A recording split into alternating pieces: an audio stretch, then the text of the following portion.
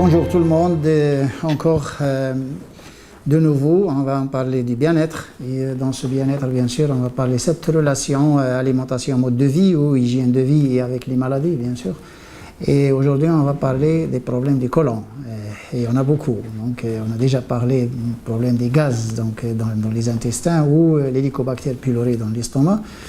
Mais on va aujourd'hui, donc on va laisser l'hélicobactère pylori, donc la bactérie de l'estomac, on va la laisser à un autre, parce que pour ne pas mélanger donc les données, et on va la laisser à un autre épisode. Aujourd'hui, on va parler du côlon et ce qu'on appelle en anglais l'irritating bowel syndrome. Et c'est irritating bowel diseases. Bon, il y en a beaucoup. Il y a beaucoup de maladies. Il y a la maladie du ulcère de Crohn, il y a la colopathie fonctionnelle, il y a certaines irritations au niveau donc de la partie colorectale, il y a les hémorroïdes, il y a beaucoup de problèmes. Donc même ces gaz, ces blottines, hein, ce ballonnement et ce gonflement donc de ce côlon, il y a le côlon poreux, il y a aussi les pertes. Bon, il y a des gens qui ont, je m'excuse du terme, ils sont obligés des traces de matière fécale dans leurs vêtements, comme ça sans qu'ils se rendent compte. Ça c'est involontaire, ça part involontaire, et là c'est les pertes qu'on appelle fecal leak.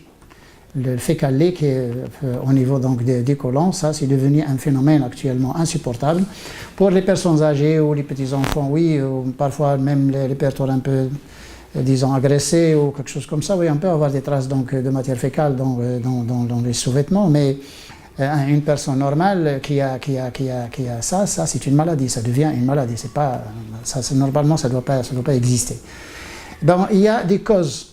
Et on le dit, on le redit et on va continuer à le dire jusqu'à ce que l'humanité se réveille et comprenne finalement qu'il n'y a pas de maladie sans cause. Actuellement, dans tout le domaine médical, dans le monde, par le monde, je ne parle pas d'un pays sans parler d'un autre, parce que la médecine est la même. Bon, ce qu'on enseigne dans les facultés de médecine, c'est partout actuellement, c'est standardisé, hein, c'est partout dans le monde, sauf certains pays qui joue un peu sur la médecine intégrative, comme la Chine et l'Inde, d'autres pays, même la Corée aussi a commencé aussi à utiliser donc sa médecine, sa propre médecine. Et ça c'est pour compléter la médecine, c'est pas pour se substituer à la médecine moderne, mais il faut la compléter, ce qu'on appelle integrative medicine, c'est qu'on travaille avec tout. L'essentiel c'est de guérir le malade, c'est ça. Donc, que ce soit la chimiothérapie ou que ce soit une plante, de toute façon l'essentiel c'est de guérir le malade. C'est ça le fort de la médecine. Et le noble d'ailleurs de la médecine. Donc les maladies donc, du côlon, il y a des causes. Bon. Vous savez bien qu'actuellement, même dans mon pays, il y a dans le Maroc et même l'espace maghrébin, c'est un peu la même chose. C'est ces pays qui consommaient la même chose avant. C'est des pays qui ont un peu le même mode de vie. Actuellement, ils sont encore beaucoup plus penchés, ils vont dériver. Ils tendent actuellement vers la nutrition. Le mode de vie, pas la nutrition, le mode de vie occidental, un peu plus ou moins européen. Et ces pays, vous savez bien que dans les provinces, donc à la campagne, il y a moins de problèmes du côlon qu'il y en a dans les villes. C'est tout simplement parce que la campagne, on fait encore la cuisine, on ne mange pas beaucoup, on ne mange pas tout le temps, on n'a pas de collation, il n'y a pas de produits sucrés, il n'y a pas de friture, il n'y a pas beaucoup de produits périmés, des choses comme ça, des tricheries, tout ça, à la campagne. On utilise encore, l'huile d'olive malheureusement, ça a descendu, maintenant ça remonte, hein, la consommation de l'huile d'olive actuellement, comme ça remonte. On a encore malheureusement des gens qui gardent encore donc, ce que j'appelle moi les ruines de la formation des années 70, hein, c'est des ruines de la faculté de médecine, ce que j'appelle les ruines, hein, et on vit encore sur ces ruines, hein. On ne fait pas la cuisine avec l'huile d'olive, mais pourquoi on ne fait pas la cuisine avec l'huile d'olive? On ne fait pas la friture avec l'huile d'olive, parce que la friture, c'est une température de 250 degrés. Mais on peut faire la cuisine avec l'huile d'olive lorsqu'il s'agit d'une sauce, parce qu'il y a de l'eau et parce que la température d'ébullition de l'eau ne dépasse pas 100 degrés. Et il faut cesser de dire n'importe quoi donc, aux gens. On peut faire la cuisine avec l'huile d'olive, c'est-à-dire notre cuisine. La cuisine marocaine, maghrébine, arabe, etc. Bon. On fait la cuisine avec l'huile d'olive sans aucun problème et il ne faut plus écouter donc, les gens qui disent n'importe quoi. Et dans ces régions, au moins, il y a moins de problèmes donc, du côlon. Il y en a beaucoup dans les villes. Hein, si on va toutes les villes du Maghreb, d'ailleurs, Casablanca, Tanger, Alger, Tunis, etc. Là, c'est des grandes villes là où on vit un peu comme on vit à l'européenne. Et c'est pourquoi on a les mêmes problèmes. On a la colopathie fonctionnelle, on a autant de Crohn à Casablanca qu'il y en a à Paris. Et malheureusement, pourquoi? Parce que ces problèmes du côlon, numéro 1, bon, nous, on n'a ni laboratoire, ni cabine, ni rien, on ne reçoit pas d'argent et on donne ça dans un programme de la protection des consommateurs et on donne les informations aux consommateurs. C'est comme ça, c'est du volontariat et on a aimé donc, faire ce job, ce travail. Et pour dire qu'on ne fait pas de publicité, on n'a pas de cabinet, on ne reçoit pas et on ne reçoit ni argent ni rien du tout. Il faut que les gens donc, distinguent entre les personnes qui font beaucoup de travail pour que les personnes appellent au téléphone et prennent rendez-vous. Nous, on ne donne pas rendez-vous et on ne reçoit pas. Voilà. Et ça, c'est un peu, ça montre aux gens pourquoi on parle comme ça. Et nous avons accumulé quand même 35 années de recherche de laboratoire, parce que j'ai commencé comme technicien de laboratoire et je connais toutes les analyses et j'ai analysé tous les aliments. Il y a des gens qui demandent la référence, je suis la référence. Et je peux vous dire la composition de n'importe quel aliment et la tricherie de n'importe quel aliment. Donc les choses qui provoquent des irritations, c'est les additifs alimentaires. Le premier ennemi du côlon, c'est les additifs alimentaires. Dans ces additifs alimentaires, il y a des substances qui ne se trouvent pas dans la nature, comme les édulcorants. L'aspartame, l'azosulfate de potassium, le cyclamate, l'atomatie, le sucralose, le maltitoxine, ça n'existe pas dans la nature. Ça veut dire qu'il ne se métabolise pas. Il entre et il sort, et quand il se décompose chimiquement, il donne du méthanol. L'aspartame donne du méthanol, attention, qui est neurotoxique. Donc, les édulcorants, ensuite les colorants. Les colorants, c'est les allergies et l'hyperactivité, donc il y a certains colorants qui attaquent même les ADN, les chromosomes, c'est cancérigène. Et puis certains émulsifiants ou ce qu'on appelle les épaississants que les industriels utilisent dans les gâteaux, dans les gaufrettes, dans les gâteaux de crème, dans les trucs comme ça, même dans les croissants, dans des petits pains, dans des trucs comme ça. On utilise même dans les produits de la viande, dans les produits de charcuterie, les produits laitiers, les produits de carne comme les saucissons. Dans certains fromages d'ailleurs comme le cottage cheese, comme dans les fromages. Il se trouve aussi dans la crème, il se trouve dans le frozen pizza, il se trouve dans beaucoup d'aliments, malheureusement, qui sont les carragénanes. Et les carragénanes, c'est un grand ennemi du côlon. Il provoque les irritations au niveau du côlon, les additifs. Vient après les composés soufrés, les composés sulfurés, c'est l'anhydride sulfureux, les sulfites et les sulfates. Et ensuite les nitrates. Les nitrates, ça attaque l'estomac d'abord. Les nitrates, c'est un problème d'estomac et ensuite c'est l'intestin grêle et le gros intestin. Et on a certains produits qui solubilisent, qui dispersent, qu'on appelle les produits de dispersion, qu'on utilise dans l'industrie agroalimentaire.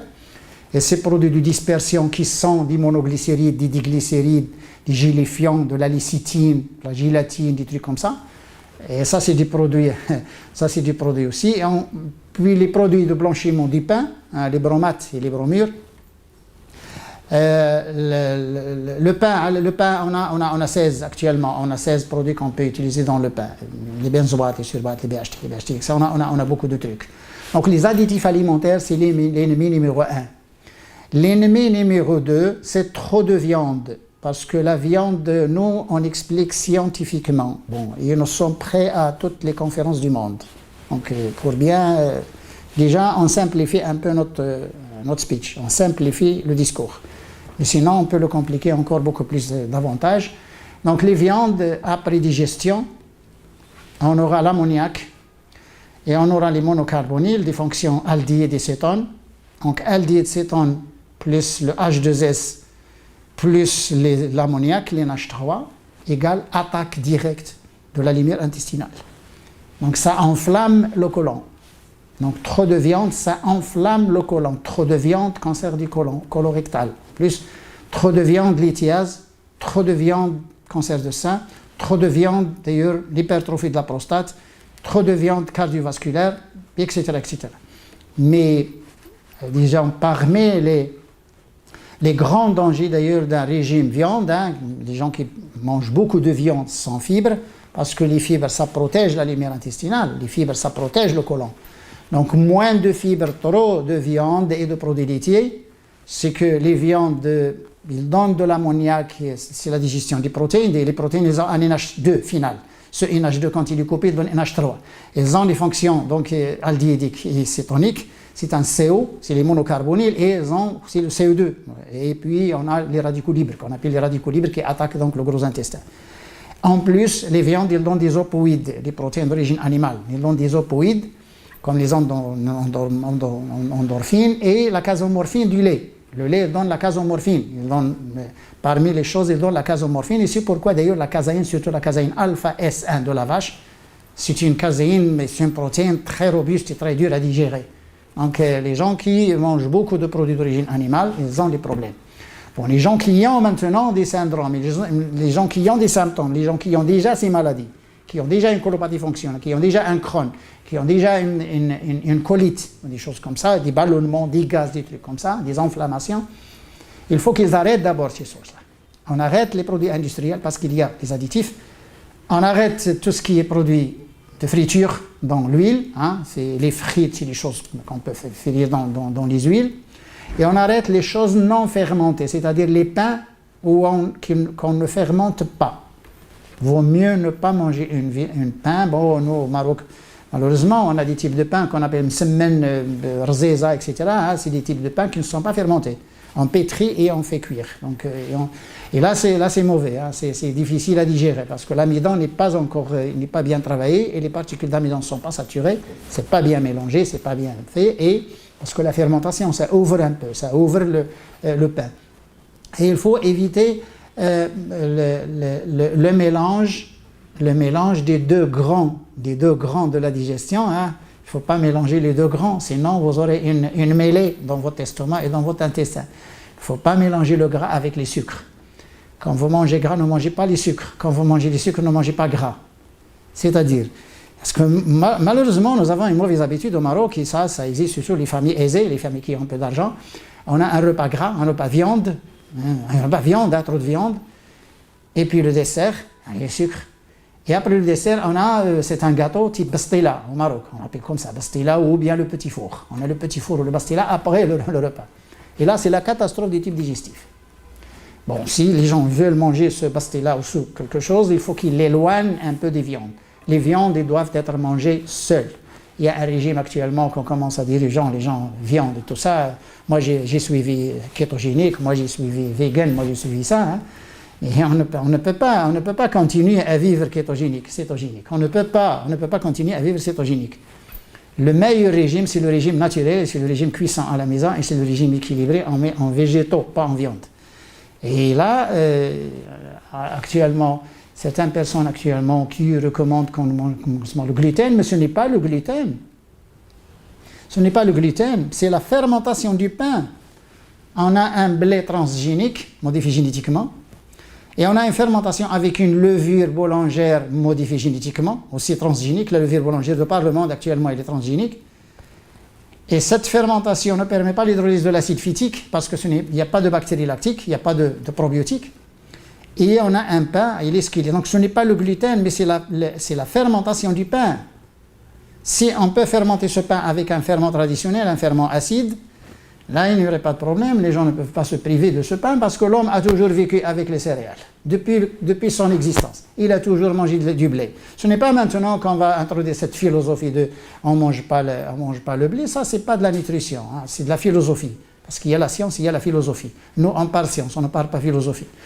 Et là, les grands ennemis donc, de ce côlon, c'est ça. Si on a un régime végétal, il y a les aliments d'origine végétale, parce que les aliments d'origine végétale, il y a les fibres qui n'existent pas chez les animaux, et il y a les antioxydants qui n'existent pas chez les animaux, il y a les phytoestrogènes qui n'existent pas chez les animaux, et on a les phytostérols, les composés stéroliques, là, qui n'existent pas chez les animaux.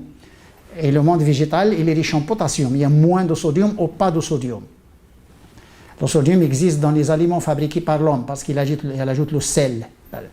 Et le monde végétal, il y a des huiles, il n'y a pas de gras saturé, il y a des huiles, il n'y a pas de cholestérol, il n'y a pas de sodium, et il y a les fibres, il y a les antioxydants, il y a les phytoestrogènes, et si on mange cru, il y a les enzymes. On a les enzymes. Bon, je pense que si on comprend bien ça, c'est très suffisant pour vivre en paix. C'est très suffisant. Sauf que quelques aliments qu'on appelle crucifères, certains aliments qui dégagent un peu de gaz, qui gênent un peu, comme les choux, comme la chou-fleur, disons, certains aliments où il y a un goût qui sort du nez, hein, pour montrer aux gens qu'est-ce que c'est. Là, c'est un peu, on évite, où il y a des gens actuellement qui ne peuvent pas manger certaines légumineuses. Les légumineuses, il faut les cuire, une bonne cuisson, une cuisson forte. Et quand on ajoute des choses avec, ça va. Des antifongiques d'ailleurs, on ajoute la cannelle, la fenugrec, tout ça avec, et on peut en manger. Et puis les légumineuses, ils sont les mêmes. Donc les gens choisissent, c'est tout. C'est des gens qui aiment les lentilles, c'est bon. Les haricots, c'est bon. La fève, c'est bon. Les pois chiches, c'est bon. Et ils ont un peu, plus ou moins, la même composition chimique, enfin, les mêmes caractéristiques. Puis les céréales aussi, ils ont les mêmes caractéristiques. Les gens qui ne peuvent pas manger du blé, il y a de l'avoine, il y a du riz. Aussi, il n'y a pas. Mais le maïs, je ne conseille pas. Le maïs, je ne conseille pas, parce que le maïs actuellement, il est transgénique, il est OGM. Tout comme le soja, il est OGM. Donc, ça, c'est un régime, si on arrête de consommer les huiles de table, les huiles raffinées, si on arrête de consommer donc la farine raffinée, il n'y a pas de sang. Si on arrête de manger donc la cuisson rapide, c'est-à-dire l'effet de la friture, et si on arrête trop de viande et trop de lait, pas de viande, pas de lait, hein, jusqu'à ce que la personne sente un peu bon, et puis il peut un peu introduire des choses, les poissons. Le poisson est mieux que la viande pour ces personnes parce que le poisson, il n'y a pas de collagène. Et le poisson, c'est une chair qui se digère facilement. Donc la viande, c'est 3h30 de digestion. Il y a des gens qui font 4h30. Ils ont une insuffisance enzymatique, une insuffisance d'acidité dans l'estomac, et ça peut aller jusqu'à 4h30. Normalement, les viandes, c'est 3 heures quand on a un bon estomac, mais c'est 5 heures, hein, quand on a un mauvais estomac, c'est 5 heures. Et vous imaginez de la viande qui reste 5 heures dans votre estomac, qu'est-ce que ça donne? Ça donne au moins vous allez sentir une malaise, vous ne vous sentez pas bien. Ça d'abord. Et puis, il y a des choses qui allègent un peu, plus ou moins, bon, ces irritations, qui sont c'était des compléments alimentaires, mais des compléments alimentaires qui sont très forts, hein, d'ailleurs tels que la propolis, donc de l'abeille. La propolis, quand il est bien, hein, quand il est garanti, c'est toute la propolis verte. Donc ça existe d'ailleurs dans les pays d'Amérique et dans les pays d'Europe, il y a la propolis verte. Et la propolis, ça répare beaucoup donc, ces dégâts à l'intérieur du corps. Et même aussi la cire d'abeille naturelle, pas les paraffines, hein, la cire d'abeille naturelle.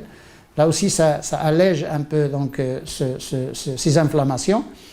Et mieux que ça, hein, on s'approche du mois de Ramadan, mieux que ça, bon, quand on jeûne, c'est bon. Et il ne faut pas du tout boire l'eau de robinet, il ne faut pas boire de l'eau fraîche, de l'eau froide. Il faut de l'eau tiède et il faut une bonne eau, hein, que ce soit une eau distillée ou une eau minérale ou une eau filtrée. Il faut une bonne eau parce que les inflammations, attention, l'eau de robinet peut contenir de l'eau de javel, hein, l'hypochlorite de sodium, peut bien contenir du sulfate et du nitrate, hein, il peut contenir même des métaux lourds. Et les gens qui ont des inflammations au niveau donc, de digestion, surtout au niveau du côlon, nous on parle du côlon, là il y aurait un problème. Il y a des gens qui font un cleanse, oui, un cleanse avec jus de légumes crus, jus de légumes et fruits mélangés, pourquoi pas, et avec l'eau tiède et tout ça, et puis on fait une starvation ou on jeûne, mais il y a un facteur là que les gens oublient bien, c'est que les gens qui ont ce syndrome donc, du côlon, il faut qu'ils pratiquent du sport et la meilleure façon c'est la marche. Il faut marcher, c'est tout. Mais attention, il faut marcher 1 heure et 1h30 et 2 heures. C'est pas marcher 5 pas. Il faut marcher et chaque jour et doucement. Il ne faut pas courir, il faut marcher, juste marcher. Pourquoi? Parce que ce mouvement, il va masser un peu le côlon et puis on a l'introduction de l'oxygène, on a une bonne circulation. Et puis, on aura un peu allégé, au moins physiquement, donc, ce côlon, hein, ce tube digestif.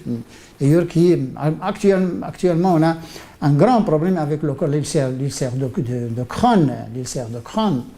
On a un grand problème, mais surtout, on a le RCH, la rectocolite hémorragique.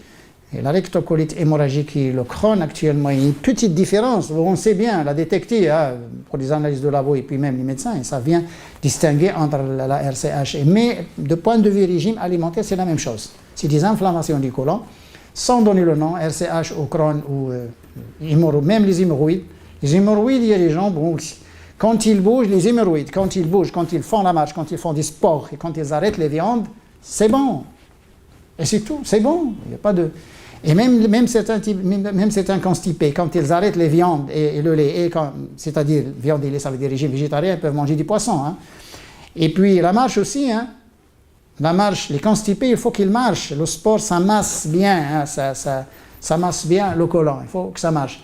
C'est des informations qui sont très... On a simplifié un peu parce que c'est encore beaucoup plus compliqué, mais on a un peu simplifié parce qu'il y a des méthodes, on a déjà parlé du cleanse, comment faire une détoxification hein, du corps.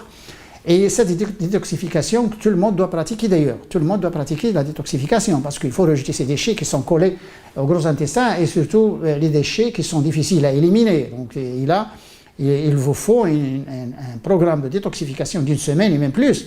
On ne peut pas se détoxifier en 24 heures, mais tout au moins quand on pratique ça chaque mois ou chaque 2 mois ou même chaque 3 mois, quand on pratique une détoxification de 48-72 heures, c'est déjà pas mal parce qu'il ne va pas laisser donc s'accumuler certains types de déchets ou beaucoup de saleté qui se collent aux villosités intestinales et qui bloquent un peu les échanges.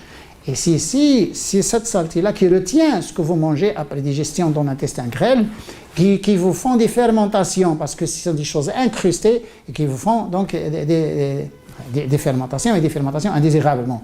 Bon, je pense que, j'espère bien, tout au moins que les gens aient une idée au moins de ça vient, et puis s'ils peuvent au moins éviter les choses d'abord qui causent ces maladies, parce qu'on parle bien-être, on ne parle pas solution. Il y a des gens qui continuent à vivre comme ils ont vécu, c'est-à-dire qu'ils continuent à vivre avec les causes de la maladie, et puis ils cherchent une solution. Ils cherchent une plante, naturopathie, on m'a dit que ça fait ça et tout ça.